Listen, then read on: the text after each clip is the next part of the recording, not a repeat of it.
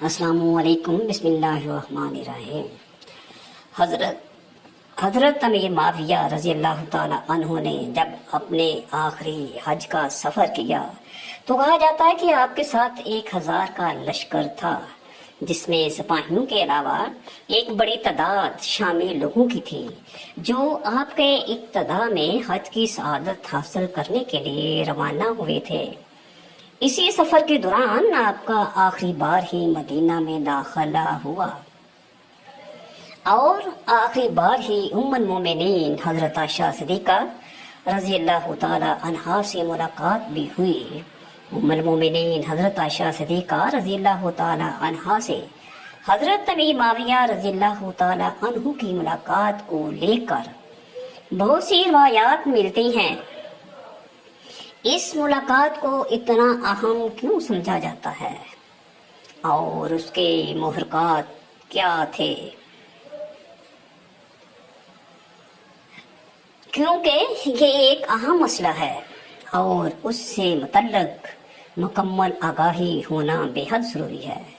چنانچہ حضرت امیر معاویہ رضی اللہ تعالی عنہ نے جب مدینہ میں آئے تو ام المومنین حضرت عائشہ رضی اللہ تعالی عنہا کے دروازے پر آ کر دستک دی اور حاضر ہونے کی اجازت طلب کی۔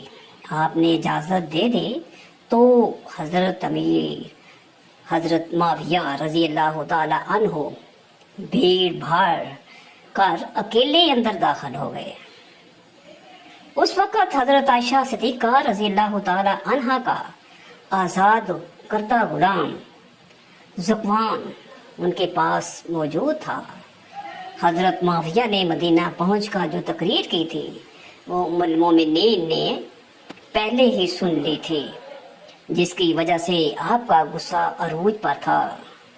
آپ نے امیر معاویہ رضی اللہ تعالی عنہ کو دیکھتے ہی فرمایا، اے معاویہ، آپ نے میرے بھائی محمد بن نبی بکر کو مصر میں ذبح کر کے جلا دیا ہے اور آپ مدینہ آ کر دوسرے بھائی کو بھی ایذا دینا چاہتے ہیں۔ فرزند رسول حسین ابن عمر اور ابن زبیر رضی اللہ تعالیٰ عنہم کو بھی قتل اور قید کی دھمکیاں دی گئی ہیں۔ آپ کا باپ احزاب کی لشکریوں میں سے تھا اور اس نے رسول اللہ صلی اللہ علیہ وسلم کی مخالفت میں کوئی کسر نہ چھوڑی تھی۔ میں نہیں جانتی کہ آپ کو مجھ سے ملاقات کی جرت کیسے ہوئی۔ اگر میں اپنے بھائی کے قتل کے قصاص کے طور پر آپ کو قتل کروا دوں تو کون مجھے روک سکتا ہے؟ حضرت امیر معاویہ رضی اللہ تعالی عنہ نے جب ام المومنین حضرت عائشہ صدیقہ رضی اللہ تعالی عنہا کو اتنے غصے میں دیکھا تو اپنی جان کی فکر ہوئی۔ بولے، اے ام المومنین، ذرا نرمی اختیار کیجیے، میں نے آپ کے بھائی کو قتل نہیں کیا اور نہ ہی قتل کا حکم دیا ہے، میں تو اس کے قتل پر رضامند بھی نہ تھا۔ آپ اس وقت جو مجھے قصاص کے طور پر قتل کی دھمکی دے رہی ہیں تو میں تو اس وقت مدینہ تو رسول صلی اللہ علیہ وسلم میں سے ہوں جو دارالامن ہے۔ ام المومنین نے فرمایا، یہ درست ہے، لیکن آپ ان چاروں نوجوانوں کو قتل و قید کی دھمکیاں کیوں دے رہے ہیں؟ بولے، معاذ اللہ، میں آپ کی مرضی کے خلاف کیسے چل سکتا ہوں؟ یہ لوگ تو مجھے اپنی آنکھوں سے بھی زیادہ محبوب ہیں۔ ان کا دوست میرا دوست اور ان کا دشمن میرا دشمن ہے۔ اگر کوئی ان سے معترض ہو تو میں اس کے ٹکڑے اڑا دوں گا۔ یہ باتیں سن کر ام المومنین حضرت عائشہ صدیقہ رضی اللہ تعالی عنہا کا غصہ ٹھنڈا ہو گیا۔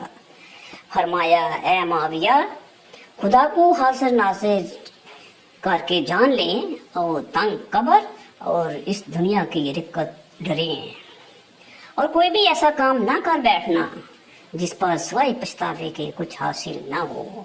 بولے، خدا کی قسم، آپ اللہ اور رسول یا اسلام کی احکام کی عاملہ ہیں اور اس امر کا حق رکھتی ہیں کہ آپ کے احکام کی تعمیل کی جائے اور آپ کے ارشاد کو دل میں جگہ دی جائے۔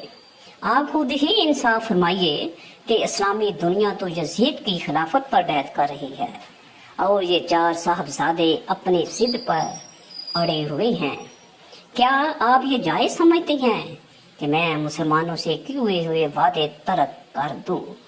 फरमाया, मैं यजीद की बैत से कुछ वास्ता नहीं रखती, लेकिन ये जरूर कहूंगी कि उन चारों जवानों को अरब से नरमी का सलूक करो और उनके मामले में जल्दबाजी का मुजाहिरा ना करो।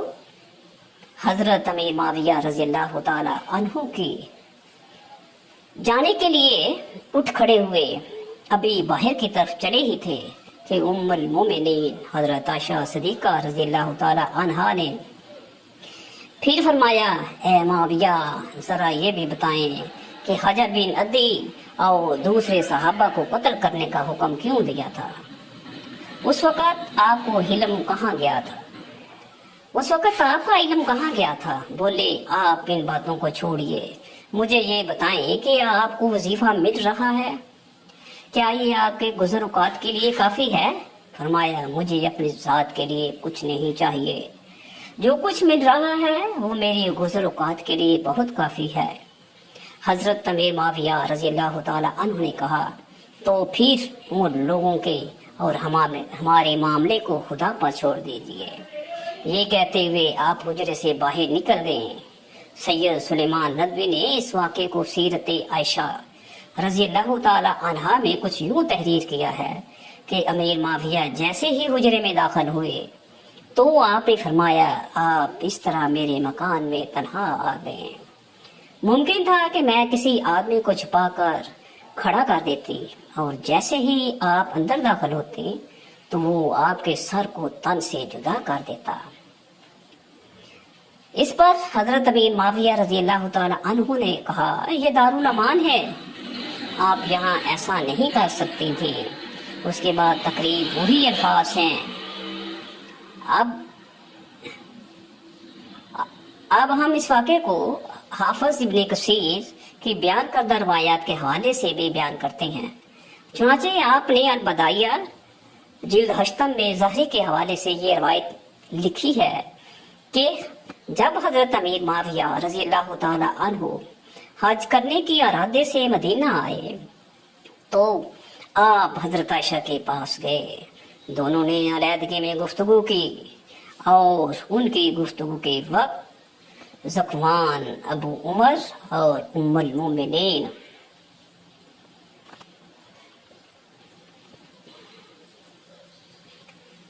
और उम्मुल मोमिनीन की गुलाम के सिवा कोई आदमी मौजूद ना था। हजरत आयशा ने फरमाया, आप इस बात से बेखौफ रहें, आप इस बात से बेखौफ हैं।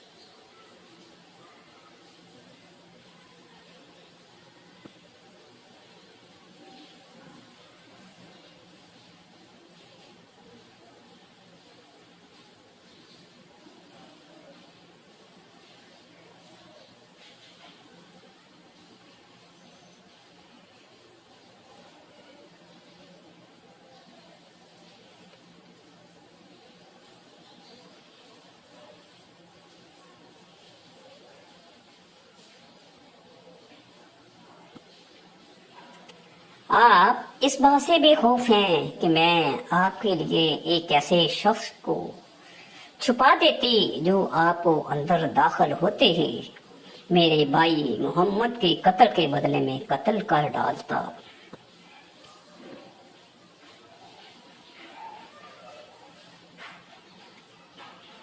हजरत अमीर माविया रजी अल्लाह तआला अन्हु ने कहा, आपने दुरुस्त कहा है।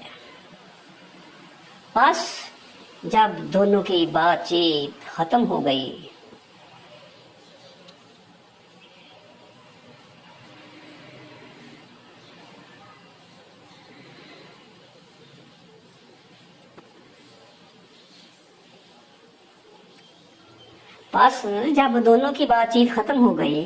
तो हजरत अली ने تو حضرت عائشہ نے تشہد پڑھا اور عدل کرنے کی تلقین کی، اسلام اور خلفاء کی سنت کے اتباع کرنے کی ہدایت دی۔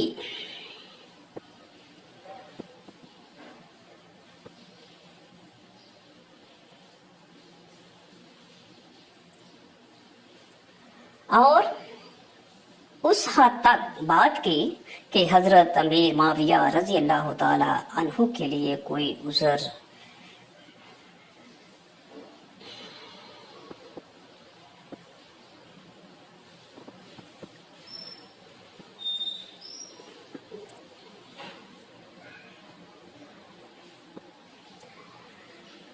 امیر معاویہ رضی اللہ تعالی عنہ کے لیے کوئی عذر نہ چھوڑا۔ اور جب آپ بات ختم کر چکے تو حضرت امیر معاویہ رضی اللہ تعالی عنہ نے آپ سے کہا، خدا کی قسم آپ عالم ہیں، آپ عالم ہیں۔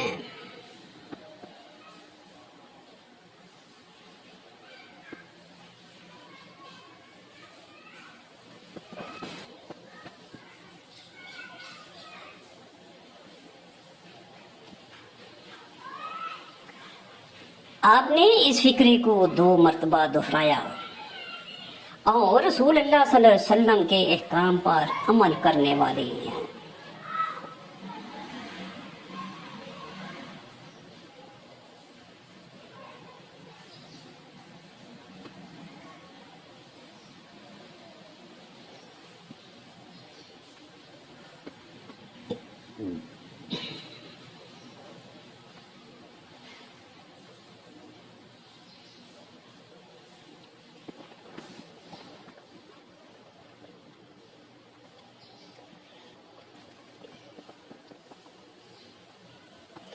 آپ نے بھلائی کی ترغیب دی ہے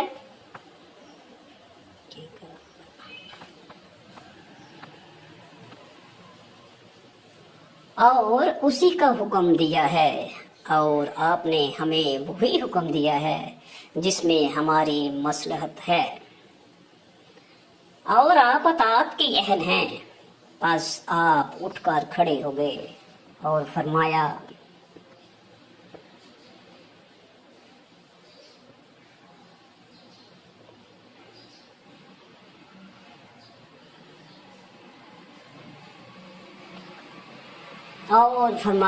خدا کی قسم میں نے کسی خطیب کو نہیں سنا جو اللہ کا رسول نہ ہو، اور وہ حضرت عائشہ سے زیادہ فصیح و بلیغ ہو۔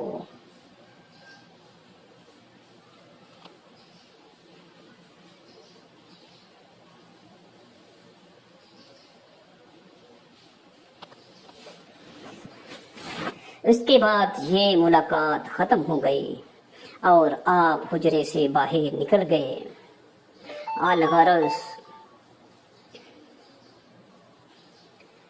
الغرض حافظ ابن کثیر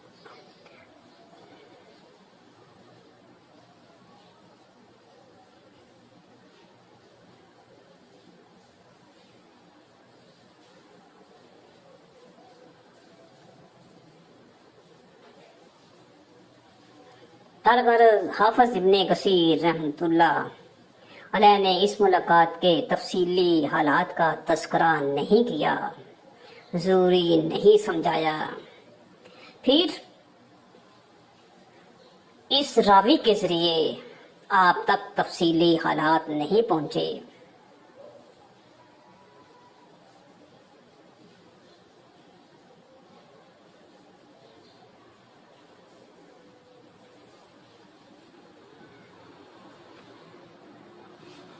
اس کے بارے اللہ تعالیٰ ہی بہتر جانتا ہے۔ اگر اس واقعے کی بابت کوئی اور مستند حوالہ پیش کرنا چاہتے ہیں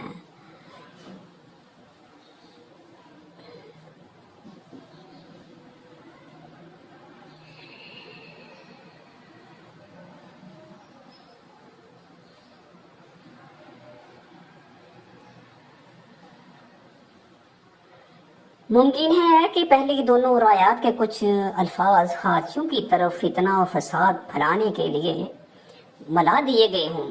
حضور صلی اللہ علیہ وسلم حضرت عائشہ سے بہت محبت کرتے تھے، اس لیے گھر پہنچ کر آپ نے دروازہ کھٹکھٹایا تو حضرت عائشہ کی امی نے آ کر دروازہ کھولا۔ حضور صلی اللہ علیہ وآلہ وسلم نے دیکھا کہ ان کا رو رو کر برا حال ہو چکا ہے، اور پھر گھر کے اندر آ کر جب حضرت ابوبکر صدیق رضی اللہ تعالی عنہ کی طرف دیکھا تو ان کی بھی آنکھیں رو رو کر سرخ ہو چکی تھیں۔ آپ نے پوچھا کہ عائشہ کہاں ہے؟ تو ان کی امی نے گھر کے ایک کونے کی طرف اشارہ کر دیا۔ اس وقت حضرت عائشہ رضی اللہ تعالی عنہا سجدے میں پڑی رو رہی تھیں۔ بعد میں حضرت عائشہ رضی اللہ تعالی عنہا فرماتی ہیں کہ حضور صلی اللہ علیہ وآلہ وسلم جس وقت گھر میں تشریف لائے تو میرا دل کر رہا تھا کہ میں آپ صلی اللہ علیہ وسلم کے قدموں میں بیٹھ جاؤں اور جی بھر کر روں اور کہہ دو، اے میرے حبیب، یہ میرے ساتھ کیا ہو رہا ہے؟ کیا آپ اپنی عائشہ کو ایسے چھوڑ دیں گے؟ مگر میرے دل نے کہا کہ اے عائشہ صدیقہ، تو نے اپنے رب کے سامنے اپنی فریاد بیان کر لی ہے، اس لیے اب اپنے رب ہی سے مانگو، تیرا رب ہی تیرا نگہبان ہوگا۔ لہذا حضور صلی اللہ علیہ وسلم نے پکارا کہ اے عائشہ، تو آپ صلی اللہ علیہ وسلم کی آواز سن کر حضرت عائشہ صدیقہ رضی اللہ تعالی عنہا نے سجدہ پورا کیا اور آ کر چارپائی پر خاموشی سے بیٹھ گئی۔ حضور صلی اللہ علیہ وسلم قریب ہی بیٹھے ہوئے تھے۔ آپ نے بہت پیار سے سمجھاتے ہوئے کہا کہ اے عائشہ، اگر تجھ سے حقیقت میں کوئی ایسی غلطی ہو گئی ہے تو اپنے رب سے معافی مانگ لے، تیرا رب گناہوں کو بہت معاف کرنے والا ہے۔ تو حضرت عائشہ صدیقہ رضی اللہ تعالی عنہا فرماتی ہیں کہ اس وقت تک تو میں صبر کے ساتھ بیٹھی رہی، لیکن جب آپ صلی اللہ علیہ وسلم سے یہ باتیں سنیں تو میرے برداشت کے باندھ ٹوٹ گئے اور میری آنکھوں سے آنسو بہنے لگے۔ میں بیٹھی روتی رہی مگر خاموش تھی۔ آخر روتے ہوئے میں نے کہا کہ اے اللہ کے رسول، میں وہی بات کہوں گی جو حضرت یوسف علیہ السلام کے والد حضرت یعقوب علیہ السلام نے کہی تھی کہ میں اپنا درد صرف اپنے رب سے بیان کرتی ہوں، کیونکہ اے اللہ کے رسول، آج اگر میں کہوں گی کہ میں نے ایسا غلط کام نہیں کیا ہے تو آپ لوگ میری بات نہیں مانو گے، اور اگر کہہ دوں گی کہ میں نے ایسا کام کیا ہے تو آپ لوگ فوراً میری یہ والی بات مان جائیں گے۔ اس لیے میں اپنے اللہ ہی سے فریاد کرتی ہوں، وہی میرے لیے کوئی نجات کا راستہ نکالے گا۔ حضرت عائشہ رضی اللہ تعالی عنہا فرماتی ہیں کہ میں نے یہ الفاظ کہے اور پھر حضور صلی اللہ علیہ وسلم کے چہرے کی طرف دیکھا تو آپ صلی اللہ علیہ وسلم کے ماتھے پر پسینے کے قطرے تھے اور آپ کے اندر وہ حسین کپکپی دیکھی جو وہی نازل ہوتے وقت ہوا کرتی تھی۔ پھر اچانک آپ صلی اللہ علیہ وسلم پر وحی کی کیفیات طاری ہونے لگی اور آپ صلی اللہ علیہ وسلم کے اپنے اور آپ صلی اللہ علیہ وآلہ وسلم نے اپنے اوپر چادر ڈال لی۔ حضرت عائشہ صدیقہ فرماتی ہیں کہ میں آرام سے بیٹھی تھی، دل میں خیال آ رہا تھا کہ اے اللہ تعالیٰ آپ صلی اللہ علیہ وسلم کو خبر کر دیں یا نیند میں کوئی خواب دکھا دیں کہ میں بے گناہ ہوں۔ مگر میرے ماں باپ اس وقت بہت زیادہ پریشان تھے۔ میں نے اپنے والد کو دیکھا کہ وہ تڑپ رہے تھے، وہی نازل ہو رہی ہے، پتہ نہیں میری بیٹی کی قسمت کا کیا فیصلہ ہوگا۔ والد کی آنکھوں میں بھی آنسو تھے اور ماں بھی رو رہی تھی۔ تھوڑی دیر بعد حضور صلی اللہ علیہ وسلم نے چہرے سے کپڑا ہٹایا تو آپ صلی اللہ علیہ وسلم کا چہرہ 14ویں رات کے چاند کی طرح چمک رہا تھا۔ حضرت عائشہ صدیقہ رضی اللہ تعالی عنہا فرماتی ہیں کہ اس وقت جب میں نے آپ کے چہرے پر خوشی کے آثار دیکھے تو میں سمجھ گئی کہ اللہ تعالیٰ نے میری برات نازل فرما دی ہے۔ حضور صلی اللہ علیہ وآلہ وسلم نے ارشاد فرمایا کہ اے عائشہ مبارک ہو، اللہ کا کلام آیا ہے کہ تو بالکل بے گناہ ہے۔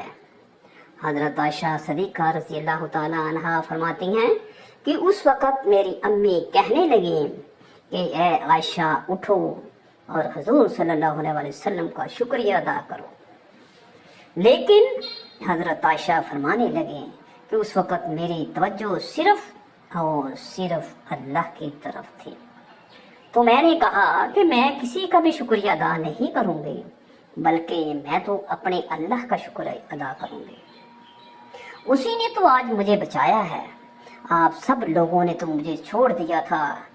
اللہ نے حضرت عائشہ صدیقہ رضی اللہ تعالی عنہا کی پاک دامنی میں پوری 18 آیتیں نازل فرمائیں۔